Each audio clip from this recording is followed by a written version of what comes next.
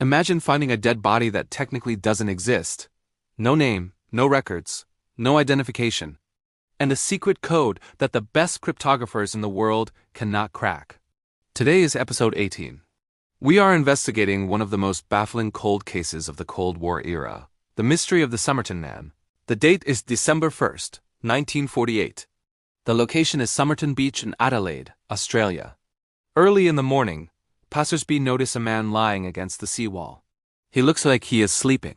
He is well dressed in a suit and tie with polished shoes. But when they get closer, they realize he isn't sleeping. He is dead. A half-smoked cigarette is resting on his collar, as if it fell from his mouth just as he died. The police arrive, expecting a routine identification. But what they find is a puzzle.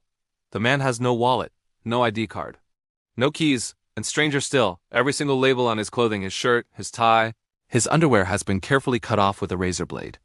It was as if someone wanted to erase his history. The autopsy reveals that he was extremely fit, like an athlete or a dancer. His spleen was 3 times the normal size, and his stomach was full of blood. The coroner ruled it was poisoning. But here's the catch. They tested for every known poison. Arsenic, cyanide, strychnine. Nothing. The poison was so sophisticated that it did the job and then vanished without a trace. The police were stuck. They put his picture in the papers. Nobody knew him. Months later, they decided to examine his clothes one last time. A professor looked at the man's trousers and found something the police had missed. A tiny, secret pocket had been sewn into the waistband. Inside the pocket was a tightly rolled scrap of paper. They unrolled it. It contained 2 words in Persian. Tamam Shud. It translates to, "It is finished."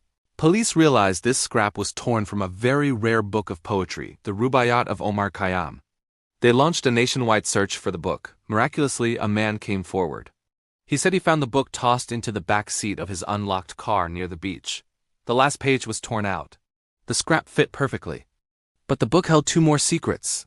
First, a phone number written in pencil. It belonged to a nurse named Justin who lived near the beach. When police showed her the plaster cast of the dead man's face, she almost fainted. She acted terrified. She denied knowing him, but she gave the police a fake name. She took her secrets to the grave. Second, and most mysterious of all, was a series of faint letters written on the back cover. WRGOABABD. It looked like a code. Military intelligence tried to crack it. The Navy tried. Mathematicians tried.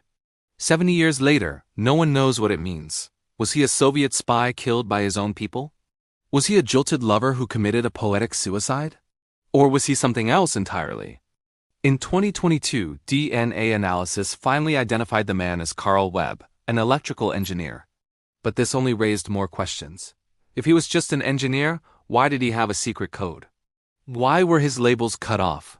Why was he poisoned with an undetectable substance? And what was his connection to the nurse? We have a name, but we still don't have the truth. Tamam Shud, it is finished. Or is it? Like the video, subscribe to my channel, and tell me, can you crack the code?